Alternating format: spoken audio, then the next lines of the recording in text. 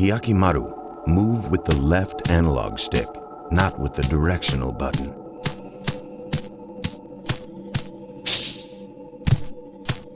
Good. Well done, Hyakkimaru. Move with the left analog stick while holding down the L1 button. This will allow you to strafe from side to side. Use it to avoid exposing your back to your enemy. Press the L1 button to center the camera in the direction you are facing. Jump with the X button. Yes, very good, Hyakkimaru. Now try pressing the X button one more time. Well done.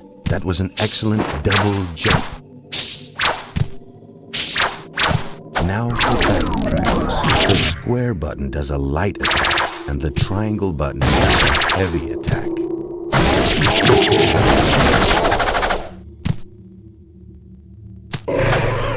You're a quick learner. Now, I will show you a very special technique. Press and hold the triangle button. When your sword flashes, let go of the triangle button. Attack the enemy using that technique. Then press the buttons as they appear on the screen. Once the enemy's health has been depleted, press the triangle button.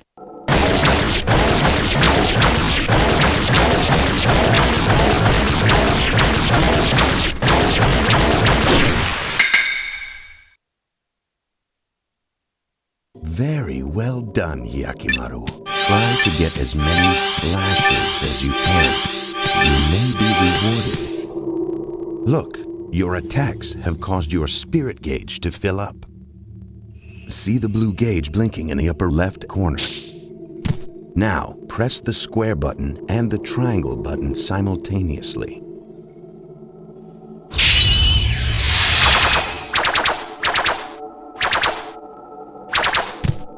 Excellent. You have successfully performed a spirit attack. You will be able to learn more spirit attacks by finding spirit scrolls. Press the L2 button to change weapons. See how the weapon in your hand changes. Excellent swordsmanship. There are many other kinds of swords. Be sure to try each one at least once. Now, press the L2 button. Finally, I will explain how to use the weapons I've built into your body. First, your right arm. While using your sword arm, press. Impressive, isn't it? I call it the repeater arm cannon. This weapon can be used when you have your sword arms drawn. It is very effective, but there is limited ammo, so use it wisely. Now your left leg. Once you select your target using the cursor, press the triangle button.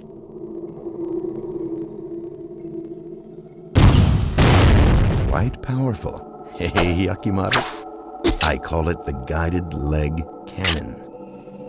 It is very powerful, but uses special ammo. Use it sparingly. Oh, I almost forgot. Those swords in your arms, as you defeat demons with them, the swords will increase in level. Be sure to use them often, Hyakkimaru, for they will serve you well. Hyakkimaru, your journey begins here. Steel your will. Be strong. Defeat the 48 fiends and return here alive. I await you, Hyakkimaru.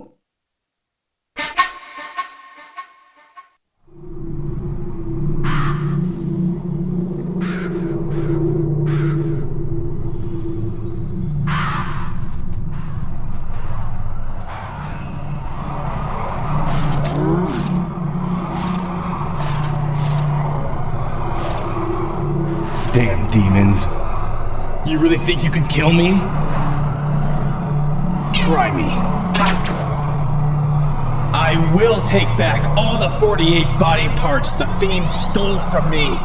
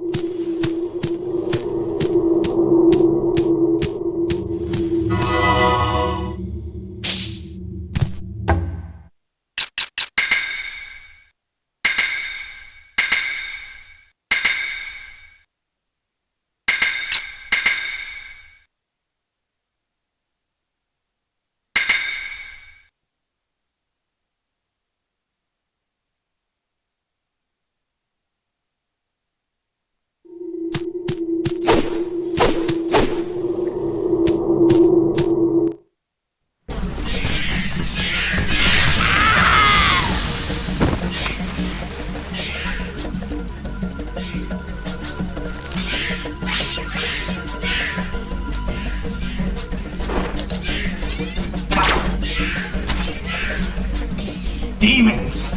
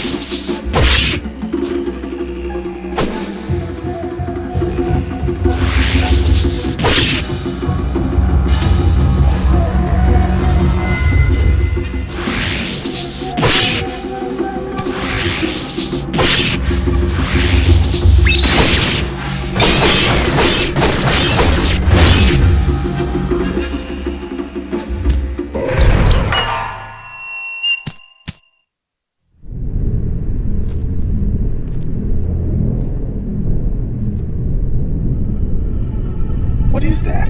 The air doesn't feel right. Smells like a demon to me.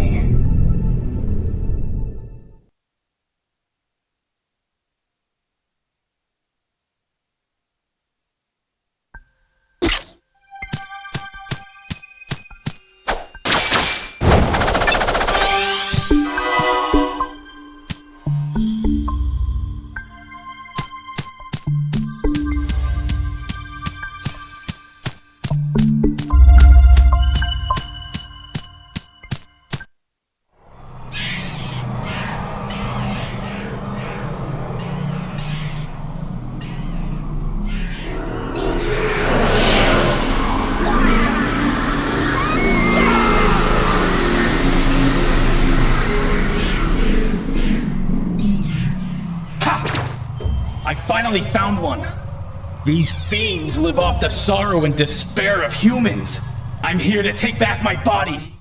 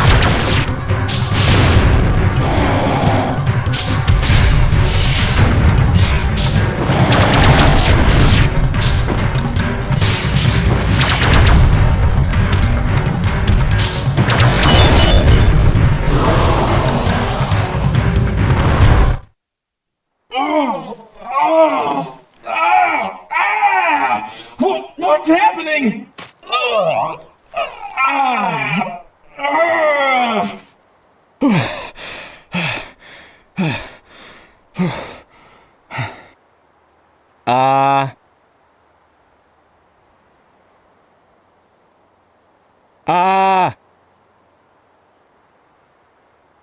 My voice.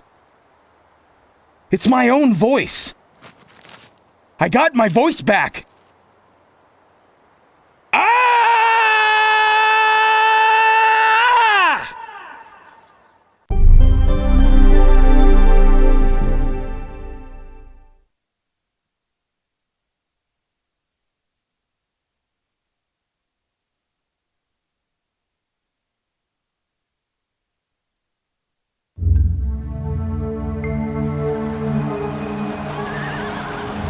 The world was ravaged by unending war. The people cried to the heavens, their hearts full of despair. Unbeknownst to them, the world was at the mercy of a group of vile demons known as fiends. One day, a terrible omen appeared in the sky. When morning came, not one, but two suns rose in the east. However, while one sun shined more brightly than ever, the other gave off a dull, black light, as if it were but a shadow of the real sun. It seemed as though the gods of the heavens could no longer bear to witness the troubled times on earth, and parted ways with the gods of darkness.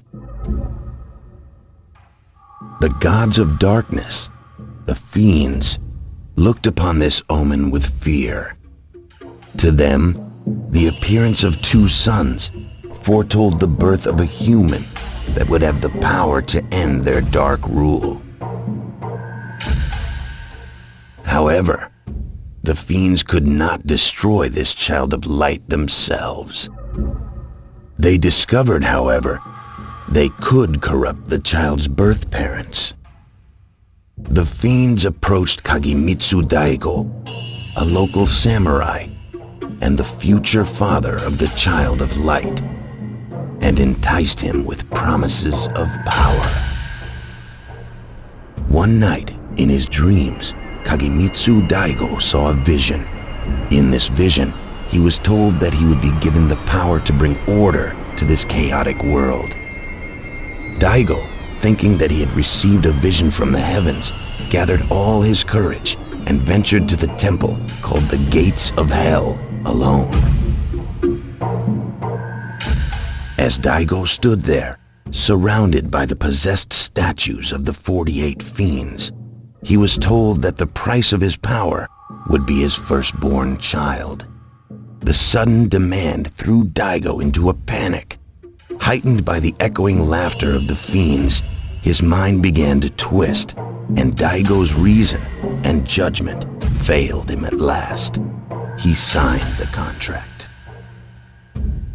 A few days later, Daigo's child was born. This was much to the surprise of Daigo himself, as he had expected the fiends would lay claim to his child. Daigo dared to allow himself to feel a moment of joy and relief, but that moment proved to be short-lived. Is this working? Yeah, but shadows for some reason gathered my over the audio decided newborn, not to cut in wrapping themselves around Basically, its this tiny is- body. A voice sounded game. from I within the changed my settings shadows. a bit, but I finally got to play this The body of your son well. now belongs to the 48 fiends. As promised, you shall be granted the power to bring order to this pitiful world. You shall never know defeat in battle from this day forth. Your path to victory And ironically, this shall is be a littered with the corpses one of those who defy you. Destinies where no matter what 48 the fiends parts of the did, infant's body had been stolen by the fiends. Seeing what happened to his son, Daigo let out a blood-curdling scream in anguish. Suddenly, Daigo sprang into action. He snatched up the infant in his arms, jumped atop his trusty steed Midoro. His wife desperately tried to stop him, but Daigo shrugged her off and made his way toward the river. yeah, you can see what was implied to have happened. These were one of those self-fulfilling prophecies, funnily enough, where because of the Fiend's actions, they actually led to Hyakkimaru becoming stronger. I can save the game here. But yeah, now that he has vocal cords, he'll actually just say that every time we reach one of these. Yeah!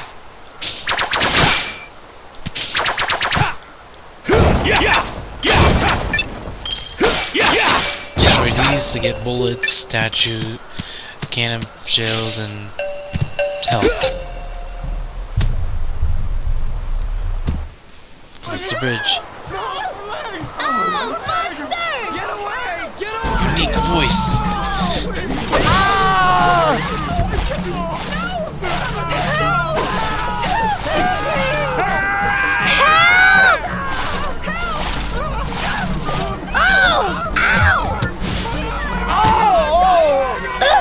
Stay back.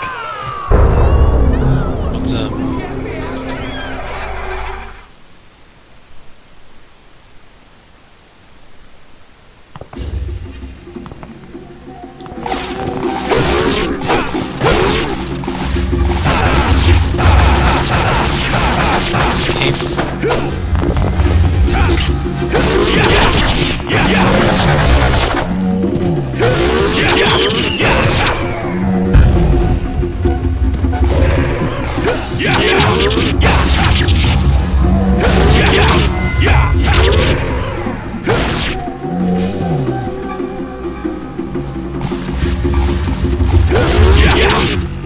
Sword arms have leveled up.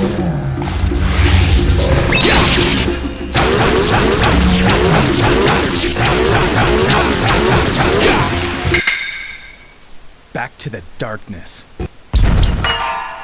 Boom. Don't worry.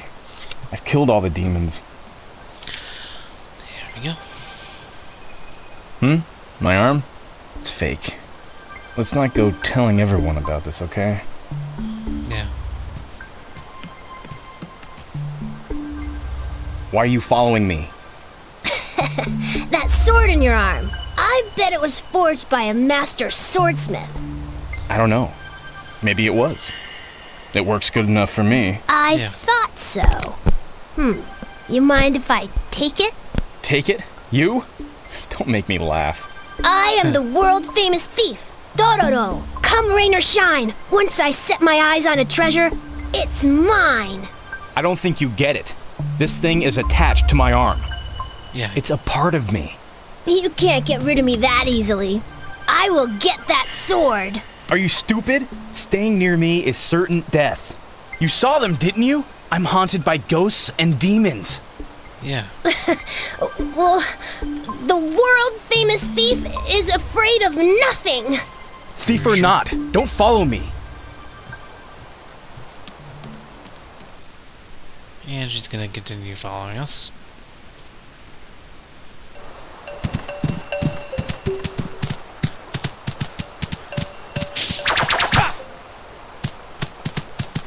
Looks like I have to go down this way.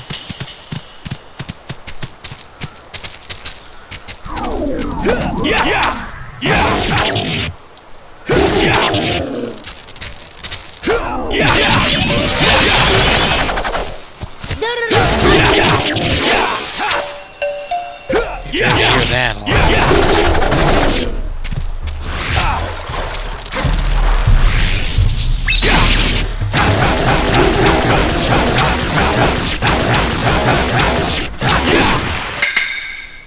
Boom. Away with you.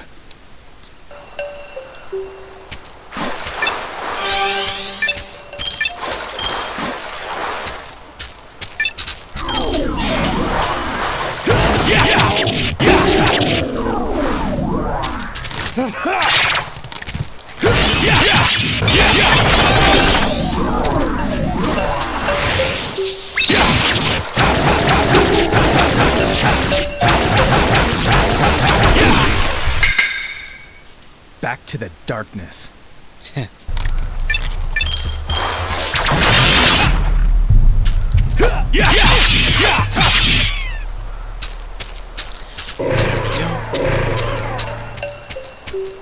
That was really easy. Oh, help! Seriously? Dororo! Let me go! Let me go! Help! Okay.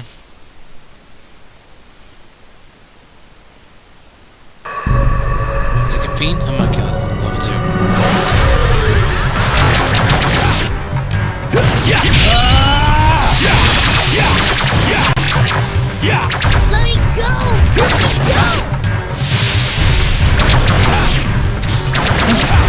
Boom. Dororo's been released. Thanks for your help. I'll cover your back. Okay.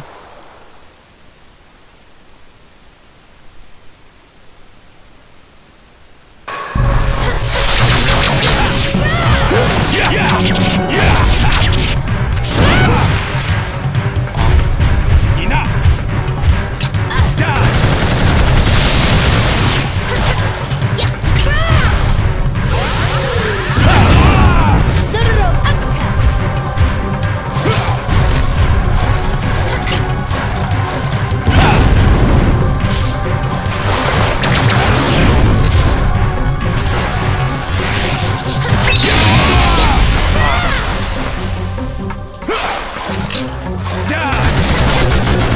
Dororo, punch. Water's slowing me down. My sword arms have leveled up. Don't know how shooting my gun upgraded my sword arms, but okay.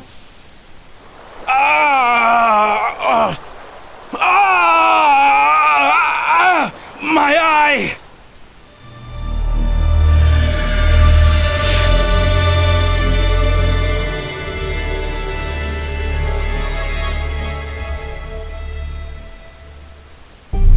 Hyakkimaru should gain a body part. With the left eye, attack power +2, max HP +7. That, I don't know what that stands for. +5. New abilities, see the world in full color. With this, Hyakkimaru sees the world instead of just through his mind's eye. Which means color's added to the game now.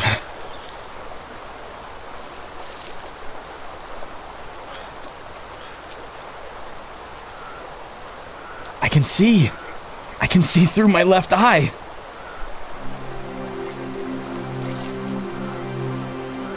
Dororo. You're Dororo. Your voice is a little annoying, but you're a cuter kid than I thought. Hey, is that your eye? Go ahead.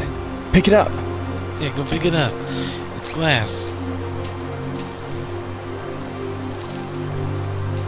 It's a fake eye. You scared? I don't blame you.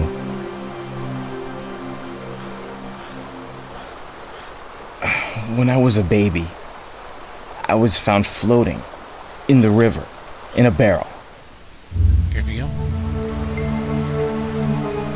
Having returned from his studies in China, the physician Jukai had been gathering herbs near the river.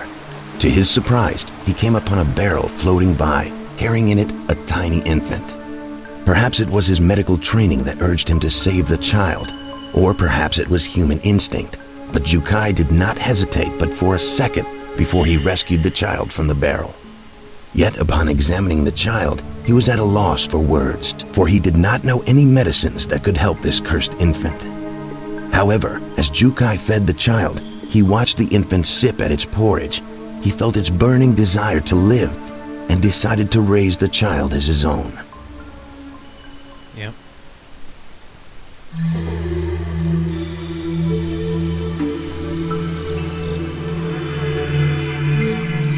One day, a strange voice buzzed in Jukai's ear. "Feed me. Feed me," the voice pleaded. He looked around in search of the source of the voice. The infant was staring straight at him with its empty eyes. "Could it be?" he said aloud. "Were you the one speaking to me?" "Yes," the voice echoed in his mind. Jukai Strangely enough, realized he had that the child apparently could that speak directly to his Destined Child mind. thing also includes getting telepathy. From that day forward, Jukai communicated with the child telepathically and taught him everything he needed to know about living in this cruel world. When the child turned 3, Jukai made a decision. He decided to operate on the child. He would use all his medical knowledge to give the child everything he was missing. Arms, legs, eyes, nose, ears, everything that the child lacked. He began the operation. After many, many hours, a miracle happened. At the end of the surgery, when the anesthetics had worn off, the child opened his eyes. And for the first time, the child had a complete body. And he had a name, Hyakkimaru. Within a month after the surgery, Hyakkimaru began to learn to use his new body. He sat up, moved his legs, and took his first steps. He stumbled many times, but every time he picked himself back up and tried again. The pain was nearly unbearable, and every day he worked himself to the point of nearly collapsing. Soon Hyakkimaru was able to run about as free as any child. When Hyakkimaru turned 6, Jukai had been watching him run and play like any child would. Despite the fact that he could not see, he knew at that moment that with such wondrous gifts, a strange and fantastic destiny would surely be awaiting Hyakkimaru. Yep.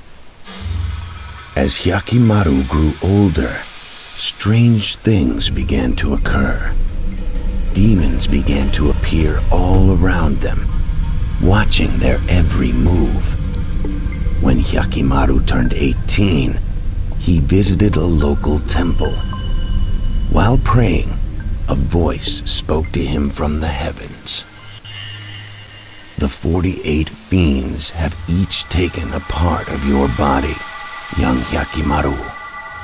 You must slay these fiends and retrieve what is rightfully yours. However, the fiends have also created a human out of your body parts. Slay the fiends, or their human creation, and you shall become whole once again. Hyakkimaru, sensing the seriousness of the situation, sat down to speak with Jukai.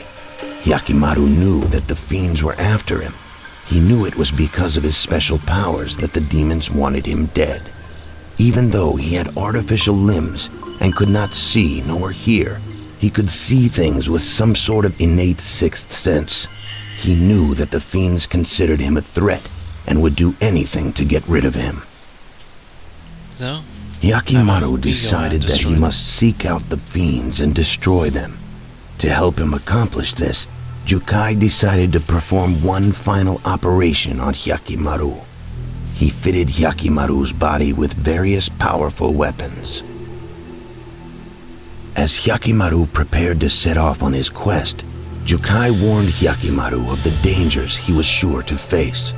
He explained that fiends lived off of human suffering and grief. He told Hyakkimaru that if he encountered any peoples burdened with inexplicable pain or suffering, chances are he would find a fiend nearby. Yep. And there we go, more about Hyakkimaru.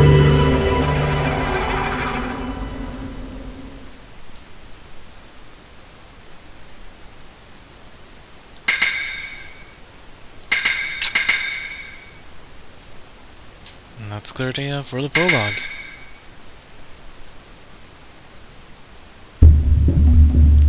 So, next time on Blood Will Tell, we'll move on to chapter 1.